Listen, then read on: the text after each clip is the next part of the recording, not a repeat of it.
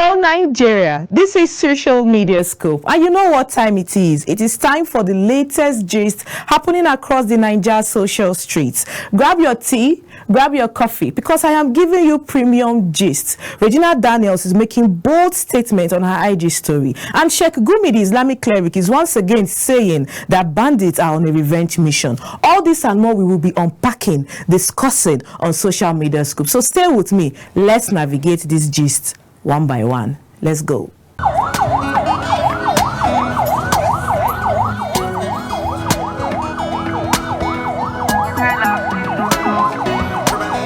What's up, people? It's your boy Mayocon. Your boy Perry, the DMW up in this. Guys, my name is AKINTAYO, an Hollywood actor and producer. Okay, madam, so it's your girl in Kechi Blessing Sunday, aka Omo Logo did that one. Keep watching Kaftan TV. And this is Kaftan TV. Don't go nowhere, don't touch that dial. This is Kaftan TV. keep watching.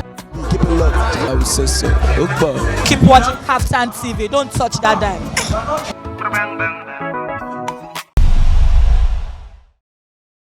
Hello, Nigeria. This is Social Media Scoop on Kaftan TV, where I give you the premium gist, and I am CHIOMA EBISI. Let's begin. In an IG story, Nollywood actress Regina Daniels has come out to make bold statements declaring that her husband, Senator Ned Nwoko, has made her to abuse drugs, stating that he wanted her to be young, wild, and free when they are engaging in romance activities. She also made several allegations on Senator Ned. Let's take a look at her IG story on what she said and how Nigerians are reacting to this premium gist drama across the Nigeria social streets. Let's take a look.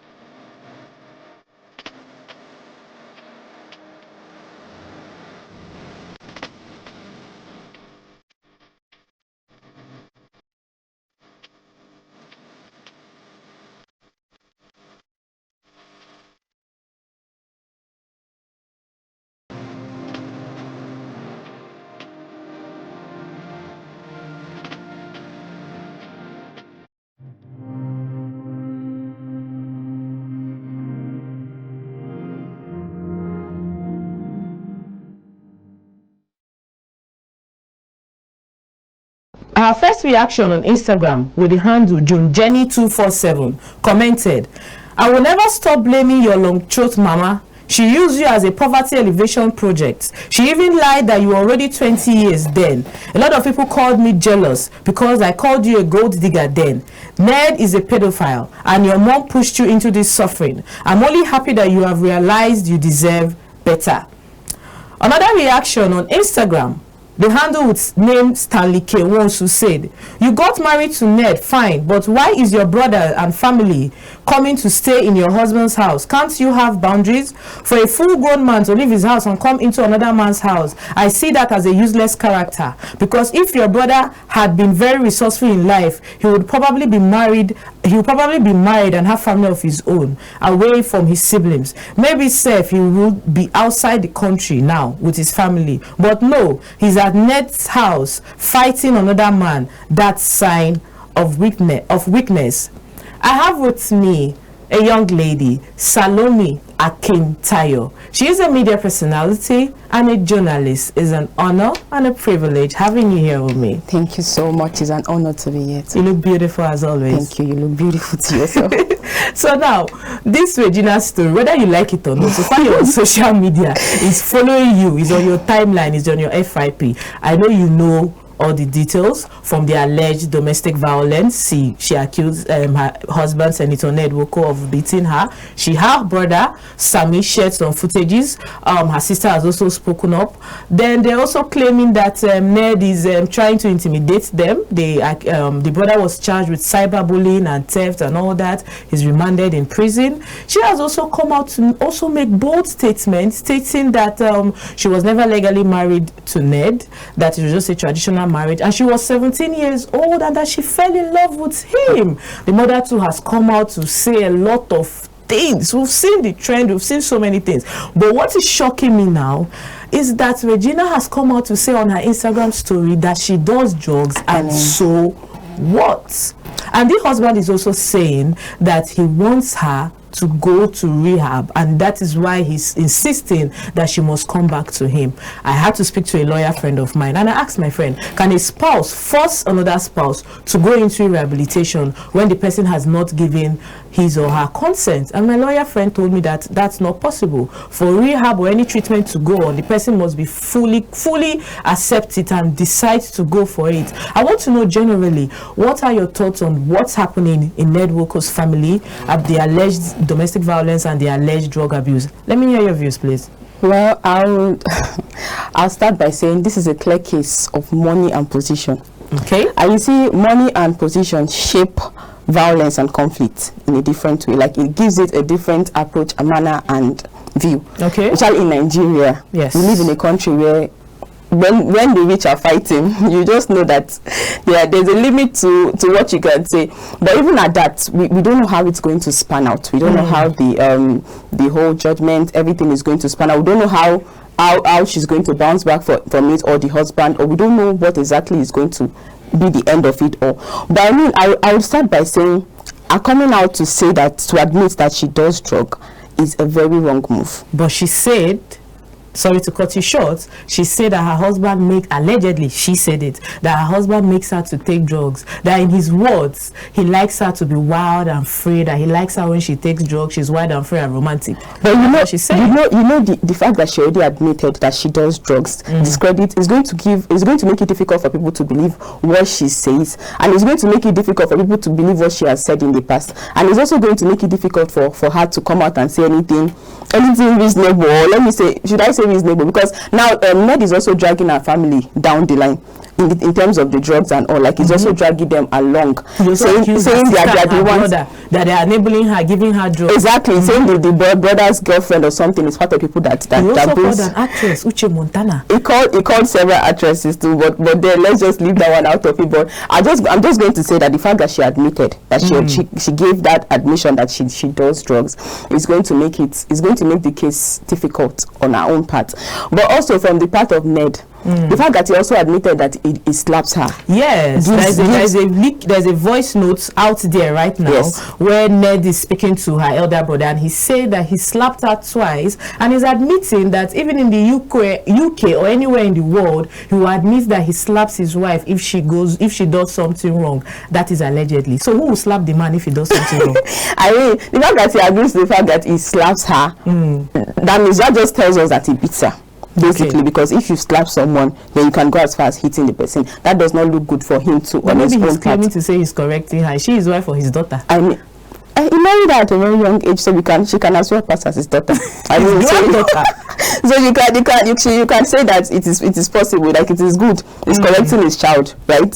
Seeing the age difference between them, but all in all, I would say Ned and Senator Ned and Regina, the case is just, like I started with, is just a case of money and position. So exactly. you can't. Nigerians are saying a lot too. Nigerians, you are reading the comments now. Regina has said a lot in the past. She has said a lot in the past. So the youths are using this as it's just like a case of we are waited for your downfall. Because she said, after all, she said it's better to cry in a Lamborghini or a Bentley than she said it. So she has said a lot of things. So a lot of Nigerians have waited for this moment actually. Some will see it as her coming to her senses finally and seeing that she deserves better. While others will see it as it serves her right. It serves her right moment for Regina. Like she asked for it and she got it.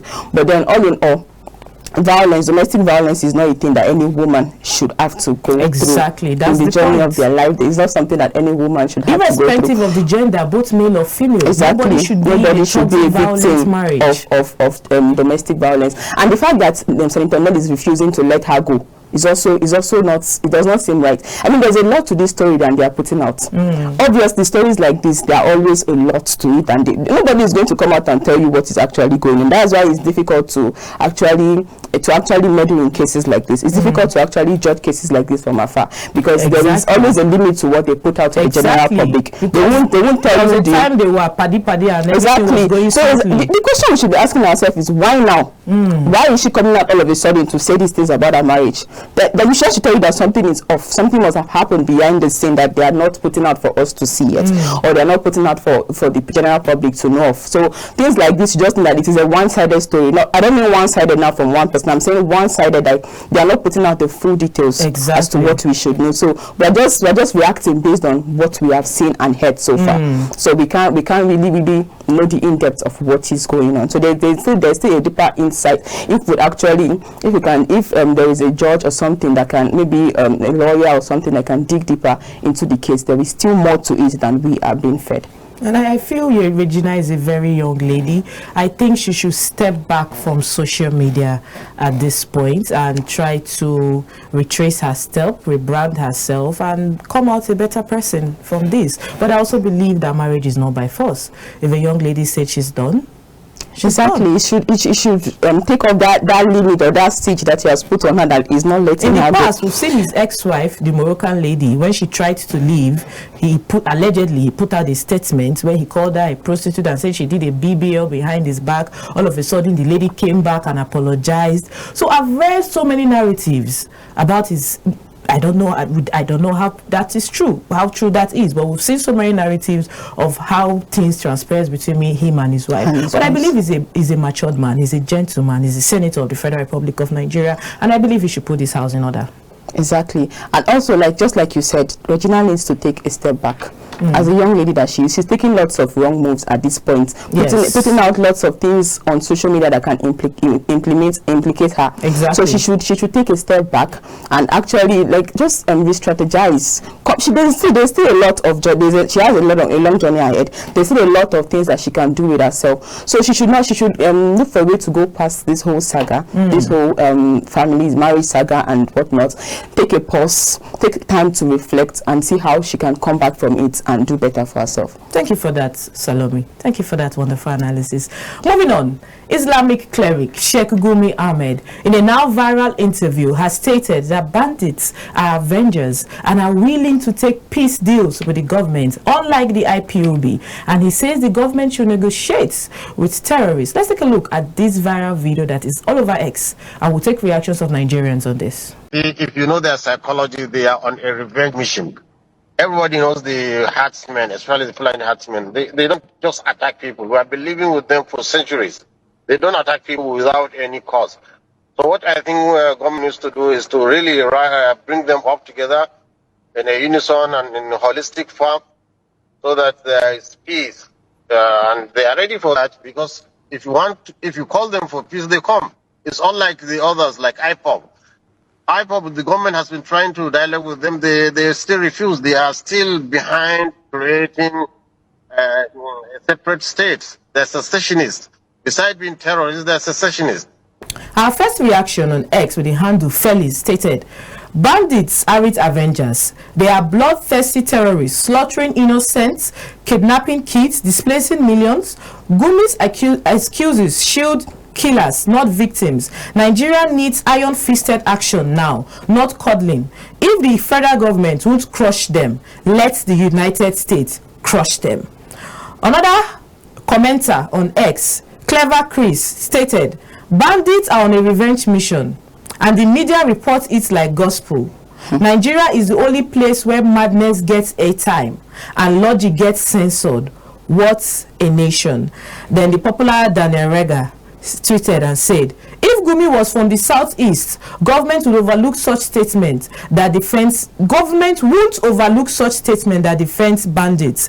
Regional privilege is a thing in this country and it's beyond disgusting.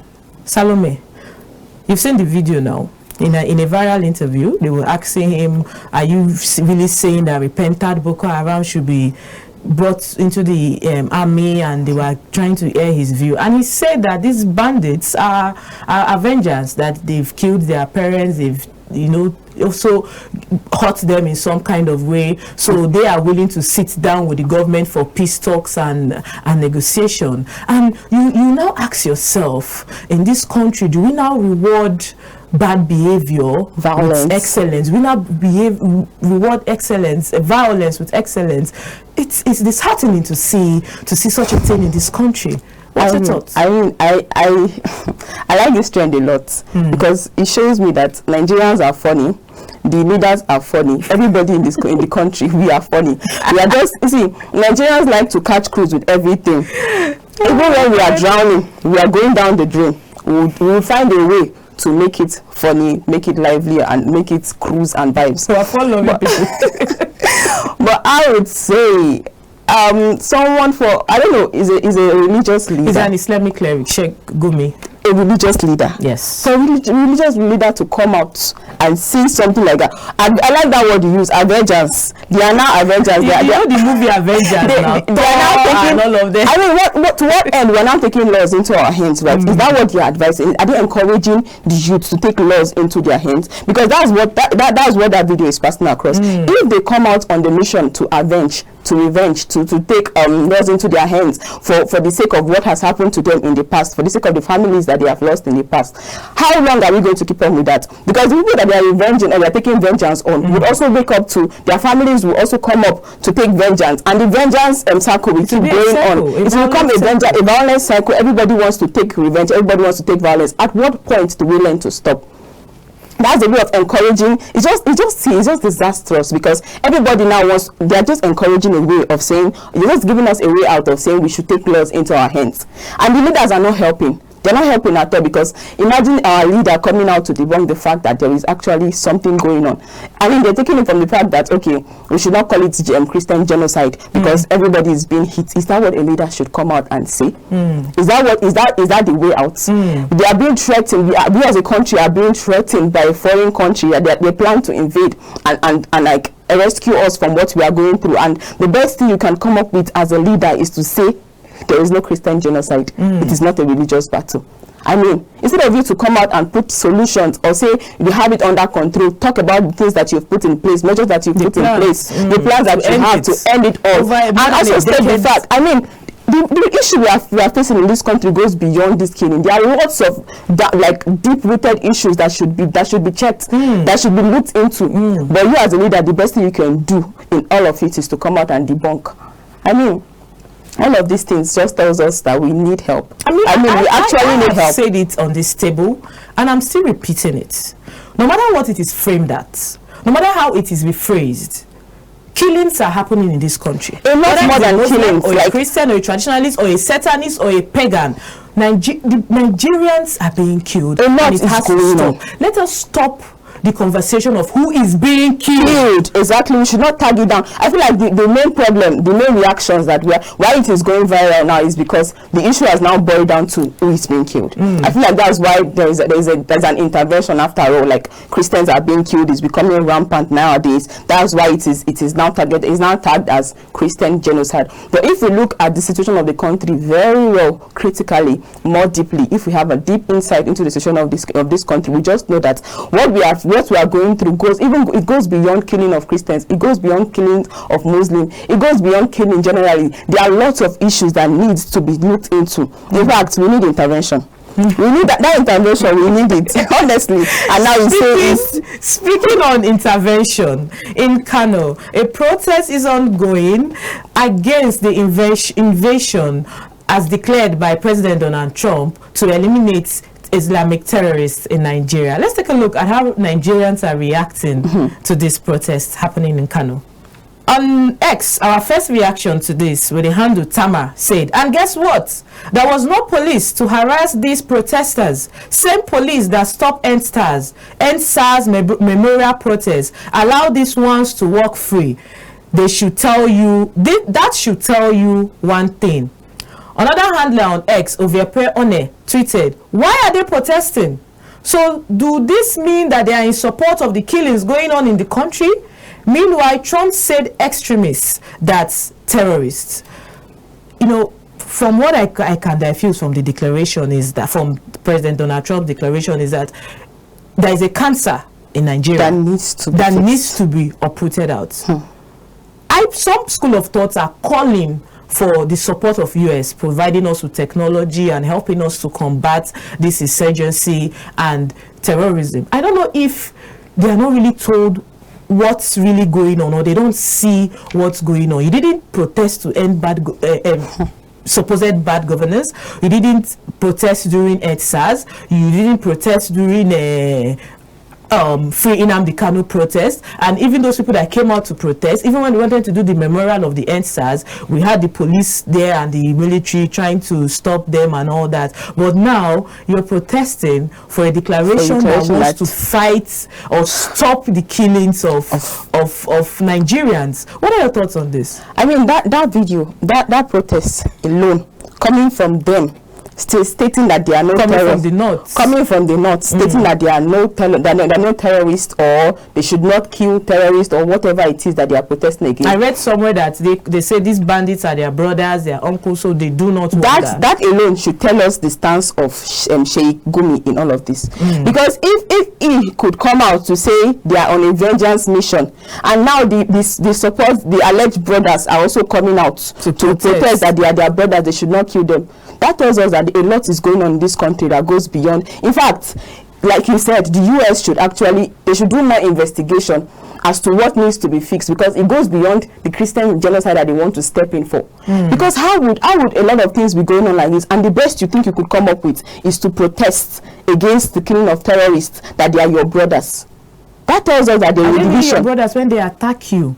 Because the North, they are not at the bad end. They are not the ones facing it. They also receive it. They also receive it. Why not at the receiving They are end? Coming out to state that they are their brothers. It already debunks the fact that they receive it. Because if they actually receive and they are the receiving end of all of these things, why would you come out to support and claim they are your brothers? Did you even see a better term to use? They are your brothers.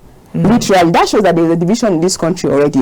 So it is even beyond the killing now. We have serious issues. We have serious issues that need to be fixed. Ourselves. We need ourselves. How has that helped us so far?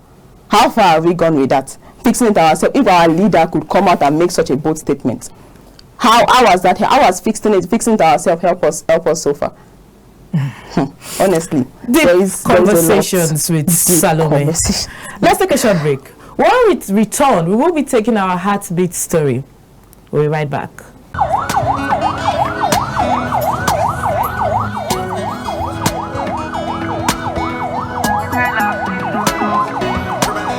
What's up, people? It's your boy Mayor Con. The boy President be up in this. Guys, my name is AKINTAYO, an Hollywood actor and producer. Okay, madam, so it's your girl in Kechi Blessing Sunday, aka Omo Logo Dido One. Keep watching Kaftan TV. And this is Kaftan TV. Don't go nowhere, don't touch that dial. This is Kaftan TV. Keep watching. Keep it locked. I will say so. Opa. Keep watching Kaftan TV. Don't touch that dial. Hello, this is still Social Media Scope on Kaftan TV. Imagine a beautiful world where we bring you interesting stories such as this in our Heartbeat Story segment today. Isaac Fayose has received an award for Peace Achievers International Award on the 8th of October. He dedicated this award to the voiceless Nigerians and his wife, who is down with cancer. In another news, in our Heartbeat Story, Governor Soludo has been announced by INEC as the winner of the just concluded governorship election in Anambra State. Though there are certain videos circulating of alleged vote buying and so on. But we still congratulate him. What do you think? Hearty congratulations to both of them. I mean, that's all we can say. Leaving aside, we don't have to delve into all of that. Let's leave it at that. What has happened has happened. The result has been declared.